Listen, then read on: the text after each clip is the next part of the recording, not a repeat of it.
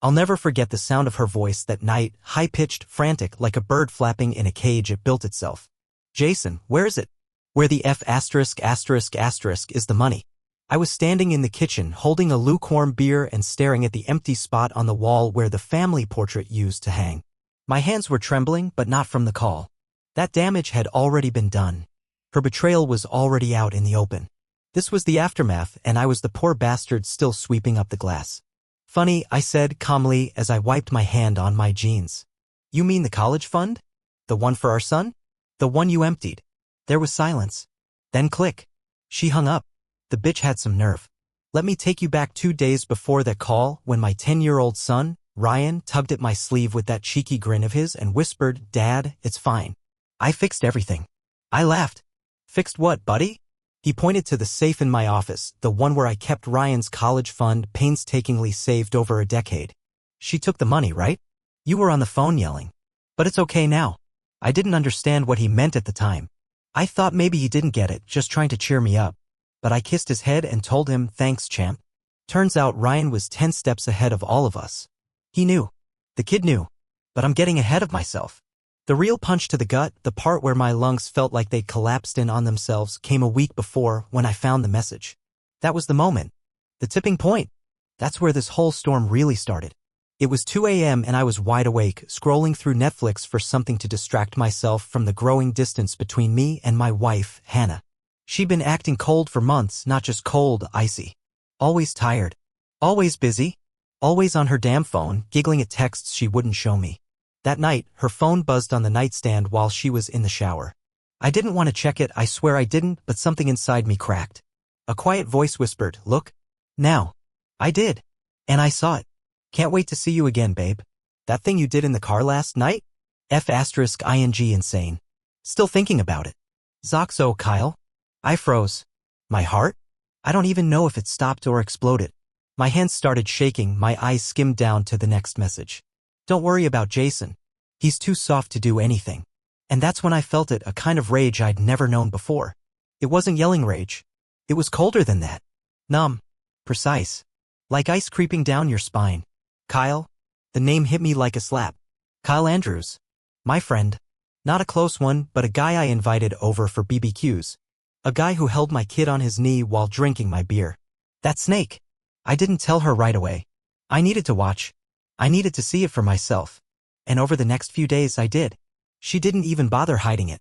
Sneaking out for yoga, coming back with makeup smeared and her hair smelling like cologne that wasn't mine. Treating me like some dumb butler she was stuck with until she figured out her exit strategy. But the moment that broke me? It wasn't the texts. Not even the money. It was what she said when she thought I was asleep. I was lying in bed, turned away, pretending to be out cold. I heard her whispering on the phone, laughing. "He's pathetic. I don't even know why I married him. Ryan will get over it. He'll be better off without that boring loser dragging us down." That was it. That was the bullet. You don't come back from that. Still, I waited. Planned. I wanted her gone, but I also wanted justice. For Ryan. For myself. For the man I used to be before Hannah sucked the soul out of me. And somehow my 10-year-old son beat me to it. So when she called 2 days later, screaming about the missing money, I couldn't help but smile. "Talk to Ryan," I said, my voice even almost cheerful. "Maybe he'll tell you how he fixed everything." She screamed something unintelligible and hung up again. I didn't care. I'd already changed the locks. I'd already filed the paperwork. And Ryan?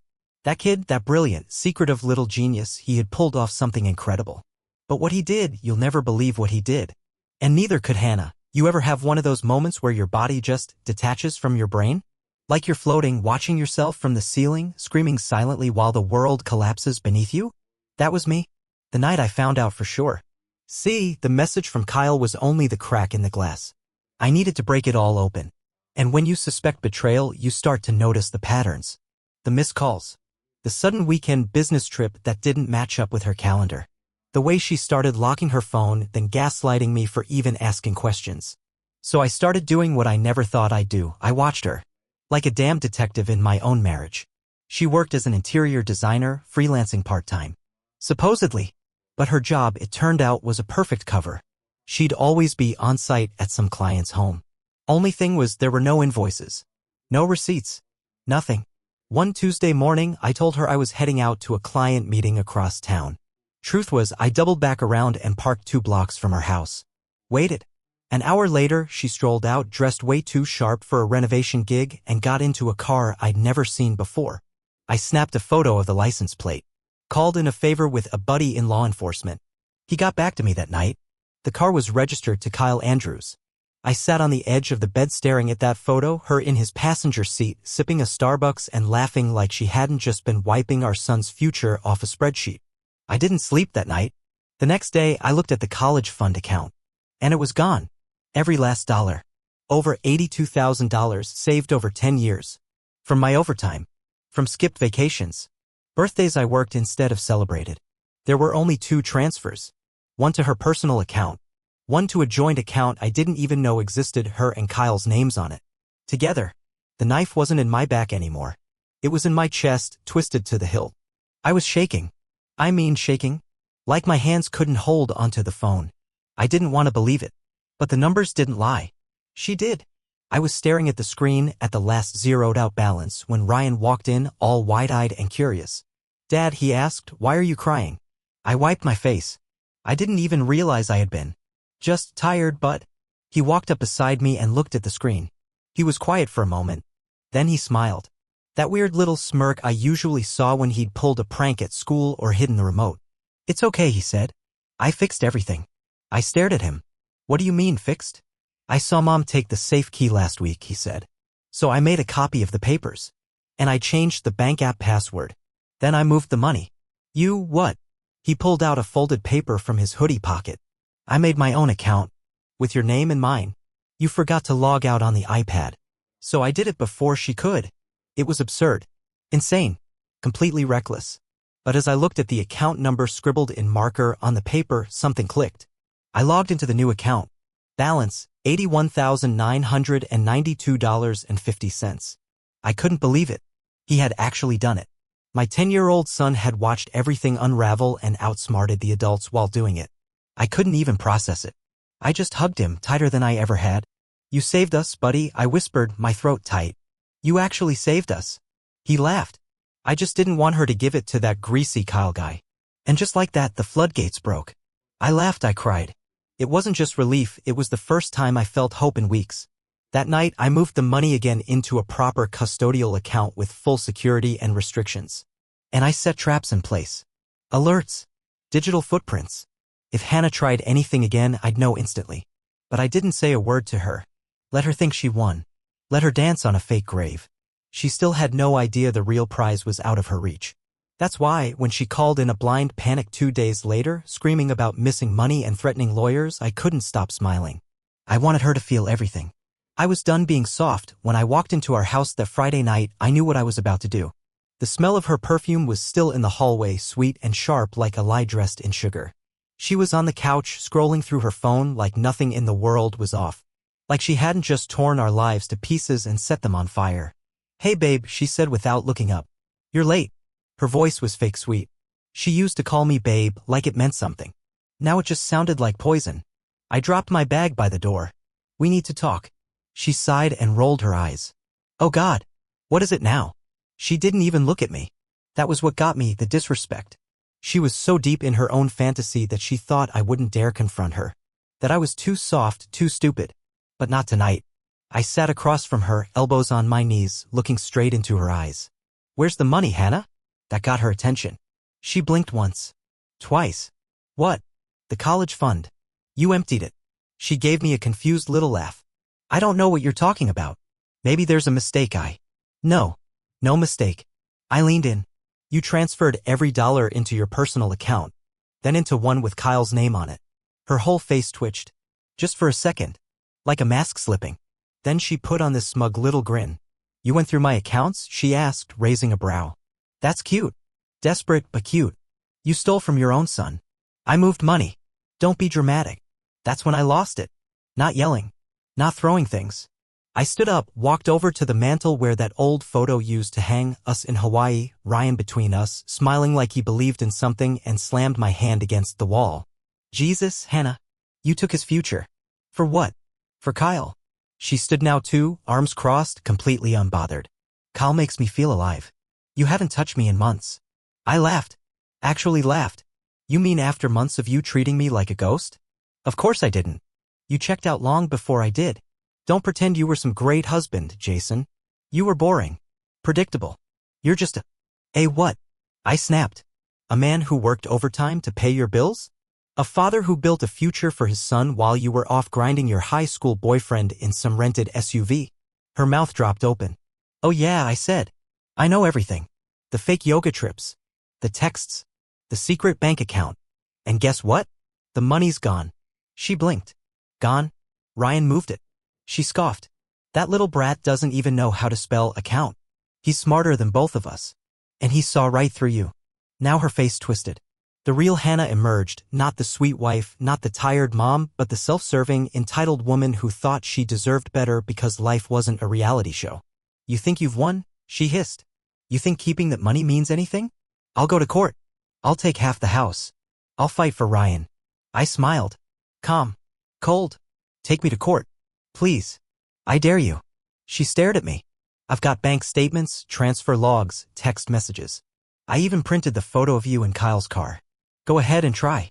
No judge is going to give custody to a woman who robbed her own kid to shack up with a guy who sells bootleg supplements on Instagram. She looked like she'd been slapped. You wouldn't. I already did. I nodded toward the dining table. A thick envelope sat waiting. Those are the papers. Divorce. I already filed. Her hands balled into fists, her lip quivered. You're going to regret this. No, Hannah. The only thing I regret is not doing it sooner. We stood there in silence for a long moment. Just two strangers who once promised forever. Then she said the one thing that truly broke whatever piece of my heart I had left. You'll never make it without me. I looked her dead in the eyes. We already are. And then I walked upstairs, left her in the living room with nothing but her bitterness and her fake designer bag. Ryan was asleep, curled up with a book on his chest. I kissed his forehead. I didn't know what tomorrow would bring, but I knew one thing for certain. The storm was over. And I was still standing. I always thought betrayal would feel like fire. Like an explosion, violent, loud, immediate. But it wasn't like that at all. It was quiet. Slow. Cold. Like someone turning off the heat in the middle of winter and watching you freeze from the inside out. That was what it felt like waking up the morning after I confronted Hannah. She was gone when I came downstairs. No note, no text. Just a half-empty wine glass on the counter and her wedding ring sitting neatly next to the sink like it never meant anything. Like 16 years and a child were just a phase she outgrew. At first, I felt relief. I wasn't going to lie to myself. The moment I realized she had actually walked out, I exhaled for the first time in months. No more fake smiles. No more pretending to be blind to her lies. No more cold dinners, colder beds, and the coldest looks from across the table. But the relief was short. It's hard to explain what it's like to be emotionally gutted by someone who promised to love you forever. 1 minute, you're boiling mad, picturing every insult she ever threw your way, every giggle she gave to Kyle instead of you. The next minute, you're staring at the wall at 3 a.m., wondering if she ever loved you at all or if the whole thing was just a long, well-rehearsed performance. I replayed every moment. Every lie. Every time she said, "It's just work, Jason." Every time I chose to believe her even when the gut screamed not to. I wasn't just grieving the betrayal, I was grieving my own stupidity. There was a shame that came with it. Like I'd failed as a man. As a husband. As a protector. I kept asking myself, how didn't I see this coming? How did I let her lie to me in my own damn house? Some days I'd sit on the edge of the bed staring at the spot she used to sleep, haunted by the echoes of laughter and late-night talks we once had. Other days I'd find myself yelling alone in the kitchen, slamming cabinet doors, blaming her, blaming myself, blaming the entire damn world. But then there was Ryan. That kid was my anchor in a storm I didn't see coming. He kept going to school like nothing happened, drawing pictures, cracking jokes, pretending everything was fine. But I knew better. Kids feel everything. Even if they can't say it. One night, about a week after she left, I found him sitting alone in his room. He wasn't crying, wasn't acting out.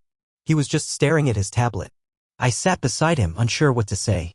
Then he looked at me with those big brown eyes and asked, "Is Mom coming back?" I froze. My throat tightened. "I don't know, buddy," I whispered. "But even if she does, she might not live here again." He nodded slowly. "That's okay. She was always yelling. I like it quiet." I wanted to break down right there. But I couldn't. I had to be strong. Not for me, for him. That night, I promised myself something. She may have burned everything we built, but I'd rebuild it stronger for Ryan. So I got to work. Therapy. Legal meetings. Journaling. Late-night walks that turned into early morning runs. I started meal prepping. I learned how to braid Ryan's hair for school plays. I cleaned the house top to bottom like I was scrubbing away the years she left behind. The thing about heartbreak? It forces you to rediscover who you were when the dust settles. Turns out I wasn't weak. I wasn't a failure. I was just a man who loved too much and got blindsided by a woman who didn't deserve it. And slowly, piece by piece, I found my way back to myself. I found joy in the little things. Pancakes with Ryan on Saturday mornings. Old vinyl records in the garage. A quiet beer on the porch with no one to lie to me about yoga classes. And sometimes, I'd still get angry. I won't lie to you. Sometimes I'd hear a song we danced to or catch a glimpse of her perfume on someone passing by and I'd feel that ice crawl up my spine again. But healing isn't linear. It's a mess. Like grief and rage got into a car crash and dragged you along for the ride. I learned to stop waiting for apologies. Stop hoping she'd wake up and feel guilty. The truth is, people like Hannah don't feel guilt. They just feel regret when they get caught. And as for me, I survived her.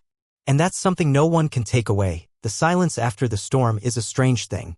When everything goes to hell, there's noise, arguments, slammed doors, crying, voices raised like sirens. But after? It's just quiet. Too quiet. For a few days after Hannah left, the house felt like a museum. Familiar but lifeless.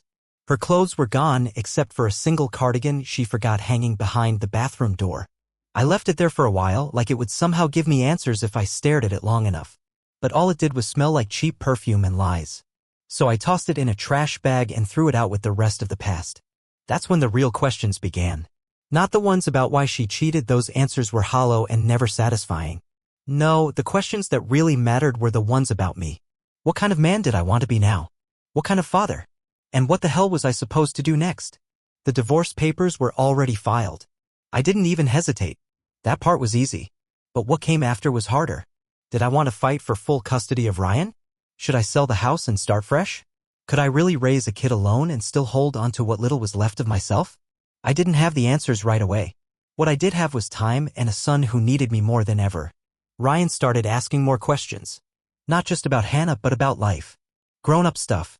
Stuff a 10-year-old shouldn't have to think about. Are we gonna have to move? Do you think mom's gonna marry the Kyle guy? Are you sad all the time, or just sometimes? That last one nearly broke me. Just sometimes, I said, and I forced a smile. But every time I look at you, it gets better. I meant it. So I made a decision. Several, actually. The kind you don't write down or shout out loud, but you feel them settle in your bones like a silent contract. Decision 1. I wasn't going to let Hannah ruin my faith in people. Yes, she lied. She betrayed me in the most personal way possible. She took money from her own child and ran off like a thief in the night. But not everyone is like that. I had to believe there were still good people left. Not for her, but for me. And for Ryan. Decision 2, Ryan comes first. Every damn time. That meant no more bending over backward to please anyone but him. No more sacrificing time, energy, or peace just to avoid conflict with someone who never respected me in the first place. My son deserved a version of me that wasn't bitter or broken. So I cut the toxic cords. Changed my phone number. Blocked Hannah and Kyle on everything. Made sure the school knew I was the primary contact. I even got a lawyer to draft a temporary custody agreement until the court finalized things. She tried to reach out again, of course. Hannah sent 3 emails. 1 begging. 1 threatening. 1 pretending like we could just talk things through like adults. I didn't respond to any of them. What was there left to say? She made her choice the moment she transferred our son's future into a getaway fund for her and Kyle. She made her decision. And now I was making mine. Decision 3, I was going to rebuild, but not for revenge, for redemption. I started going to the gym again. Not to get ripped or post thirst traps. Just to feel strong. Capable. Present. I cooked more. Not the sad microwave meals I ate during the worst weeks, but actual food. Spaghetti with homemade sauce. Breakfast for dinner nights. Chicken Alfredo that made Ryan go back for seconds like a vacuum. I even signed up for a night course, finance and budgeting. I figured if I was starting over, I might as well learn how to grow what was left of our money. And I started journaling. Writing everything down. Not for her, not even for Ryan, but for me. To remember the pain, yes, but also to track the climb out of it. Because that's what it was. A climb. I wasn't at the top yet. Not even close. But I wasn't in the hole anymore, either. The man I was before? He's gone. He died the night I saw that text from Kyle. The man I'm becoming? He's smarter. Harder. Not bitter but aware. Not angry but focused. Hannah thought I'd fall apart. But I didn't. I made decisions. I made peace. And I started moving forward. I thought I was done with her. I thought Hannah had burned every bridge, dug her grave, and vanished with Kyle into whatever low-rent paradise they'd run off to. I imagined her lying on some beach chair, sunglasses on, sipping cheap champagne from a plastic flute, laughing about how she got away with it. I couldn't have been more wrong. The twist came on a Wednesday, right in the middle of what had become a calm week. Ryan had just gotten a B+ on his math quiz, and we were celebrating with pizza and root beer.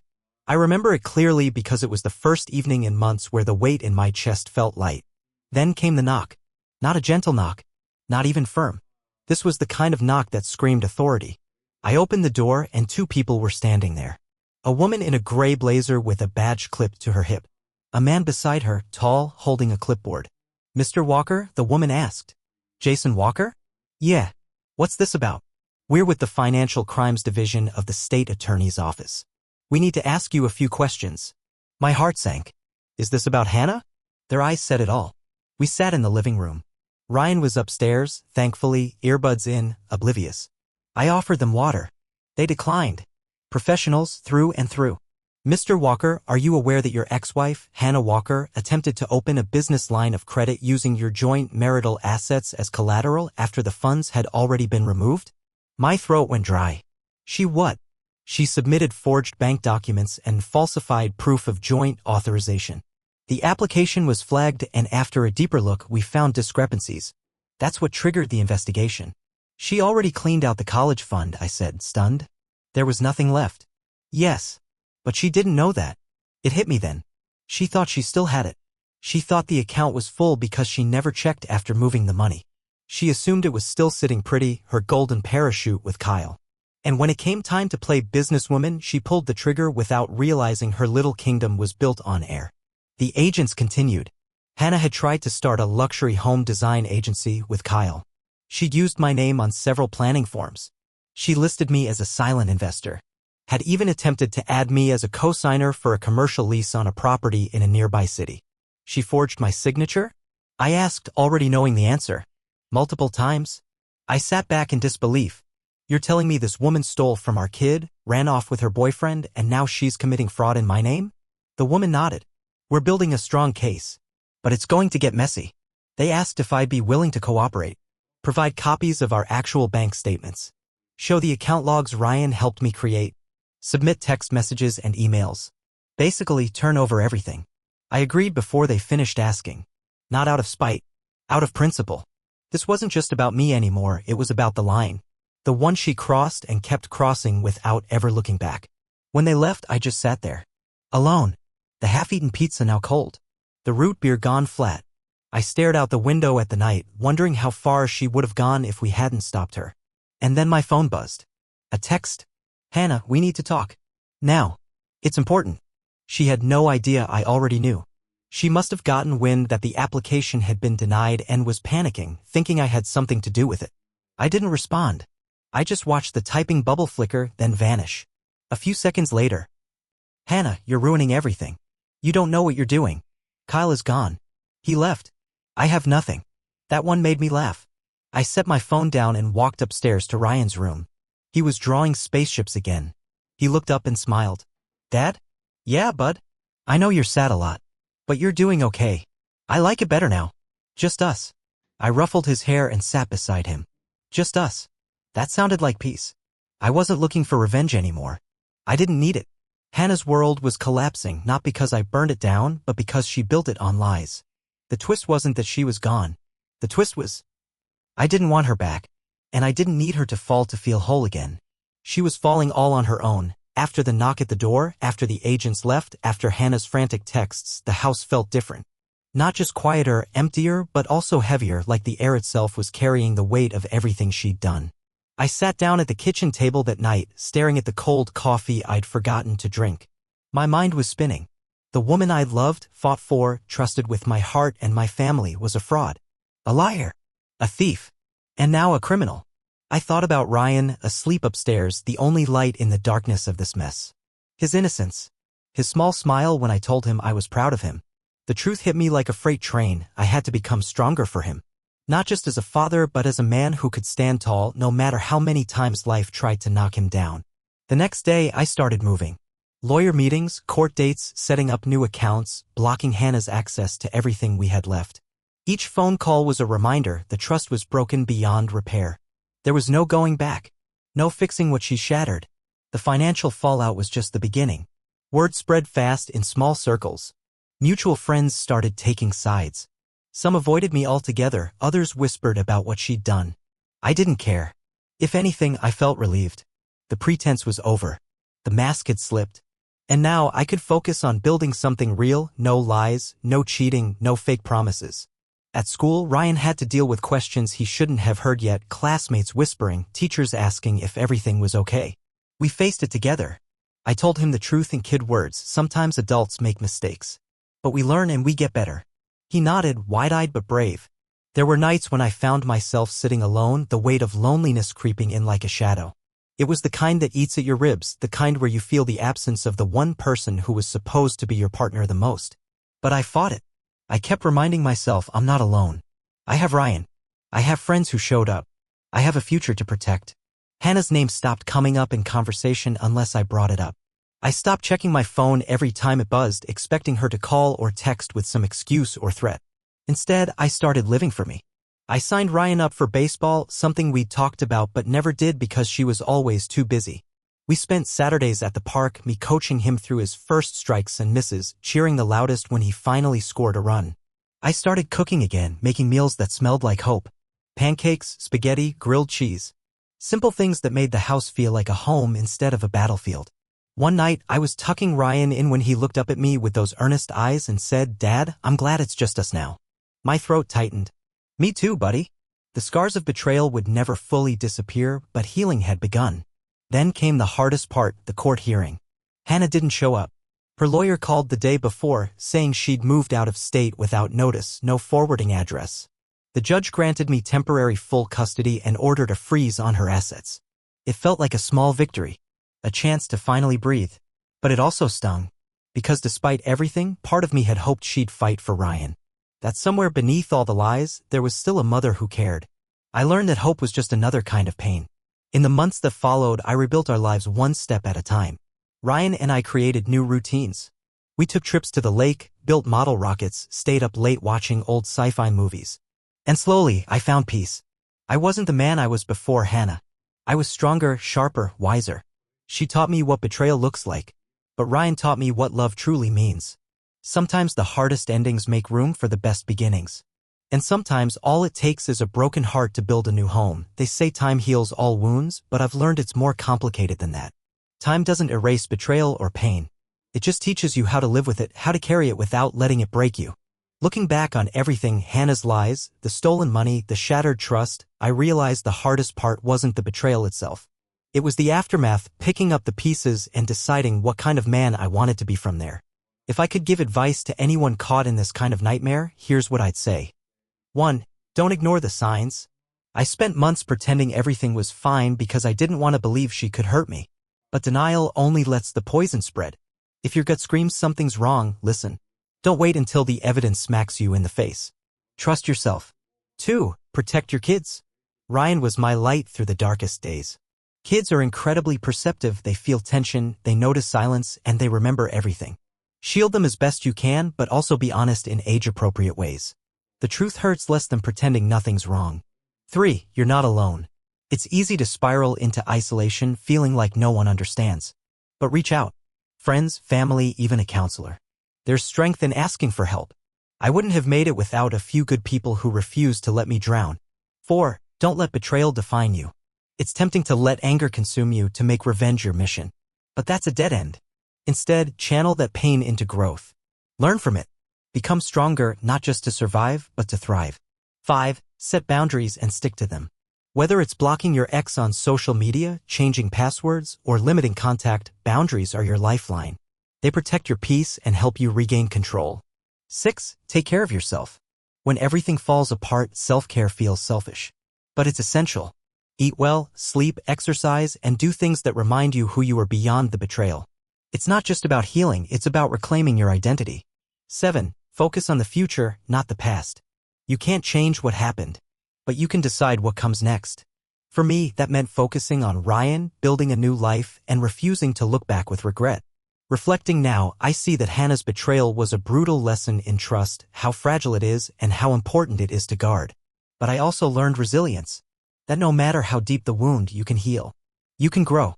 You can find joy again. Ryan is thriving. He's got dreams bigger than this broken chapter, and I'll do everything to help him reach them. Our bond is stronger now than ever. The trauma didn't break us, it forged us. And me? I'm finally learning to forgive not her, but myself. For the moments I doubted, for the times I stayed silent, and for believing that love should hurt. Love shouldn't hurt. If you're reading this, trapped in your own story of betrayal, know this: you are not defined by their lies. You are defined by how you rise after the fall. Take your time. Feel everything. And when you're ready, step forward. Because the best is still waiting. This is not the end. It's just a damn good beginning.